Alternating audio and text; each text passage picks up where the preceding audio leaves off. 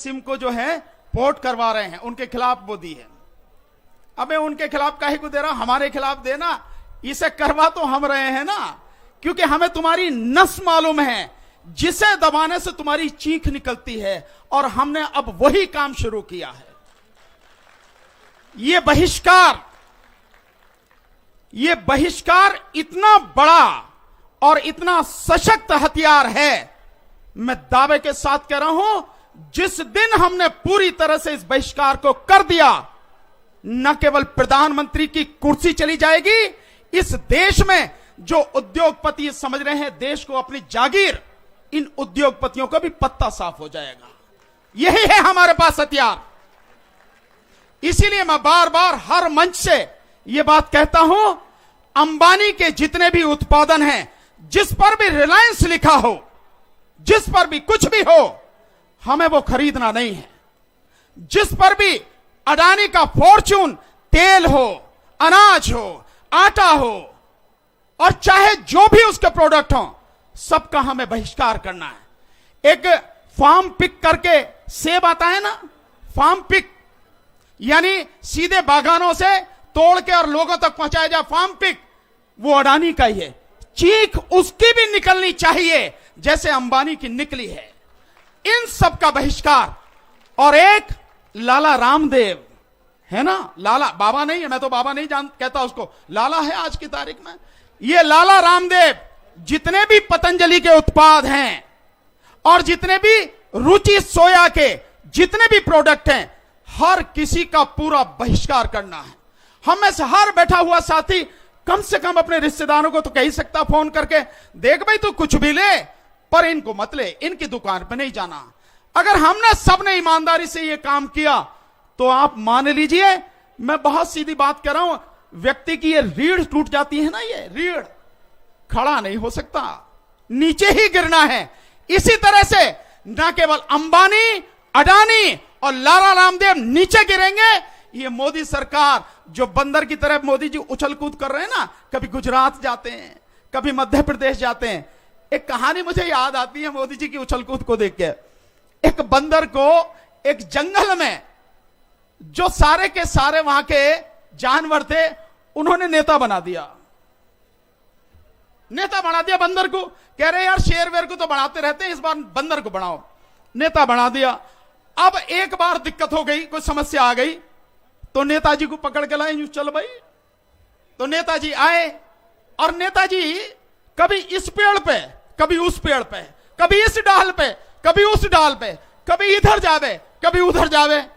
समस्या का समाधान नहीं, कुछ भी नहीं, क्योंकि वो वहां नहीं जा रहा जहां समस्या की जड़ है, वहां नहीं जाए। और कहता भाई मैंने उछल कूद तो बतेरी करी, क्या करूं यार, मैंने तो तुम्हारे सामने ही था, खूब उछल कूद करी, अब नहीं हुआ काम तो मैं क्या करूं। यही मोदी जी का हाल होना है। मोदी जी कान खोल के सुन लो, तुमने अगर इस देश के चंद उद्योगपतियों को गुलामी मंजूर कर ली है तो कर लो। हम न तो गुलाम थे, न हम गुलाम हैं, और न ही गुलाम मरेंगे। आजाद थे, आजाद हैं, और आजाद ही मरेंगे। और आपकी आवाज में इतना दम है, माननीय सर्वोच्च न्यायालय भी आदेश पारित करने से डर रही है। देखा ना आपने, अदालत ने कह दिया हम किसी हालत में किसानों के आंदोलन को उठाने का कोई आदेश नहीं देंगे जब तक उन्हें सुन नहीं लेंगे। क्यों? क्योंकि अदालत को भी यह एहसास हो रहा है कि किसान सही हैं। अदालत को भी यह एहसास है जो कानून है वो देश को बर्बाद करने वाले कानून हैं। जो कृषि मंत्री हैं, कृषि मंत्री ने 8 पेज की चिट्ठी किसानों के नाम लिखी है। पूरी चिट्ठी मैंने पढ़ी है। उसमें कहीं भी जो कानून है उन कानून के विषय में जिक्र नहीं है। जिक्र क्या है? कांग्रेस, अपोजिशन, ये लोग अपनी राजनीति कर रहे हैं और अन्नदाता के पीछे खड़े होकर इस देश को बर्बाद करने की बात कर रहे हैं। आप कानून की बात कीजिए ना, आप क्यों नहीं कानून की बात करते हैं? आप इधर उधर क्यों जा रहे हैं? आप सीधे सीधे बताइए इस कानून में क्या है, सीधे बताइए। भाई 11 पेज का आपका कानून एग्रीमेंट वाला है और आपका 10 पेज का कानून वो है जो आप निजी मंडियां ला रहे हैं और 2 पेज का इसेंशियल कमोडिटीज एक्ट है, कुल 23-24 पेज ही तो हैं। प्रधानमंत्री जी का हर महीने जो मन की बातों का कार्यक्रम होता है उसका देश की हर भाषा में ट्रांसलेशन होता है, हर भाषा में। तो क्या ये जो 23 पेज के कानून हैं, इन कानूनों का भारत की सभी भाषाओं में इसका ट्रांसलेशन करके, अनुवाद करके देश की जनता को बताना नहीं चाहिए कि इस कानून की इस धारा में यह लिखा है, इस धारा में यह लिखा है, इस सेक्शन में यह लिखा है, इससे यह फायदा है, इससे ये नुकसान है?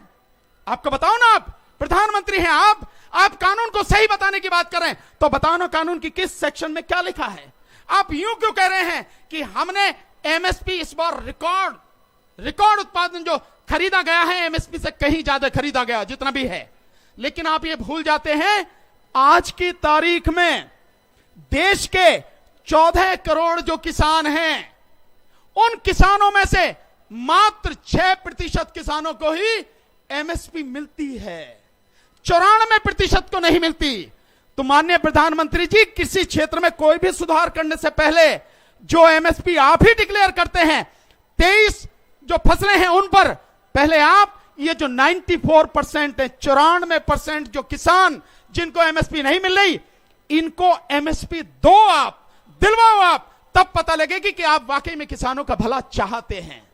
और हम सब जानते हैं आप किसी का भला नहीं चाहते हैं, आप केवल और केवल जिन उद्योगपतियों की गुलामी कर रहे हैं उन्हीं का भला चाहते हैं। लेकिन हम समझते हैं आज तक आपको इतनी तकड़ी टक्कर, इतनी सशक्त टक्कर किसी ने नहीं दी, आपने दी है। इसीलिए मोदी जी बेचारे बंदर की तरह इधर उधर उछल रहे हैं। आज सुबह गए हैं गुरुद्वारा शीशगंज या गुरुद्वारा रकाबगंज, मैं तो उनसे यही कहता हूं, मोदी जी गुरु महाराज आपको सद्बुद्धि दें, वहां से सीधे यहां आ जाओ, मंच यही लगा है, काहे को 700 सभाएं कर रहे हो, सम्मेलन कर रहे हो, काहे को आप 100 प्रेस कॉन्फ्रेंस कर रहे हो, यही मंच हैगा, सारे मीडिया को यही बुला लो और यही सबका जवाब दे दो।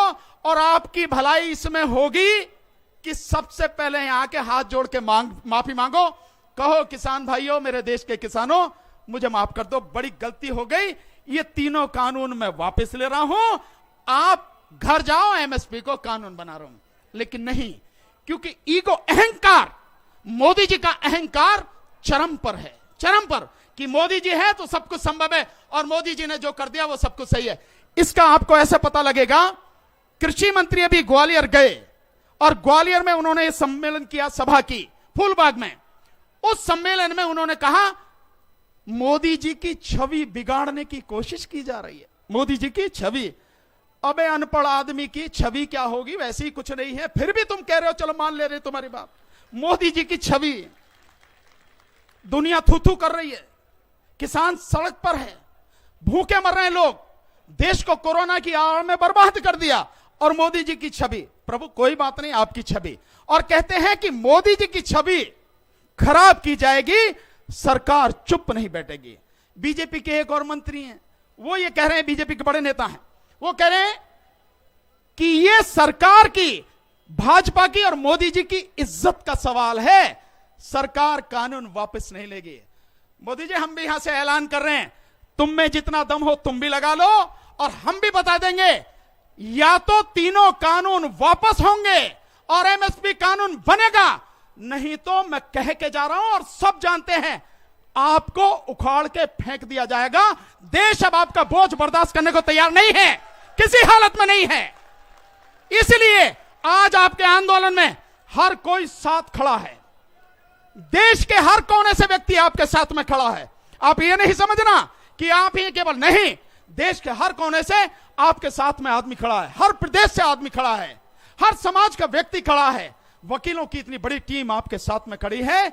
इसलिए ये आर पार की लड़ाई है, और इस बार मोदी जी की न केवल छवि, न केवल इज्जत धूल धूसरित होगी, मोदी जी का तख्ता पलट होगा। ये इस आंदोलन की आवाज है। मेरा तो यही कहना है, मैंने तो यही सुना है, पेड़ अगर फलदायक होता है, उस पर फल लगते हैं, झुक जाता है, बड़ा जो होता है वो झुक जाता है। हमारे गुरु महाराज ने हमें यही सिखाया है और सच भी है, हमारे संतों ने यही सिखाया। मोदी जी, आप प्रधानमंत्री हैं, आपको शोभा नहीं देता कि आप देश को तबाह करके दो उद्योगपतियों की गुलामी करें। आप बड़े हैं, झुककर देश के सामने कहिए मेरी गलती हो गई, ऐसा आगे नहीं होगा। इसमें आपका कद बढ़ेगा। यह नहीं कि जो अकड़ आप दिखा रहे हैं, जो अहंकार आप दिखा रहे हैं, उससे नहीं।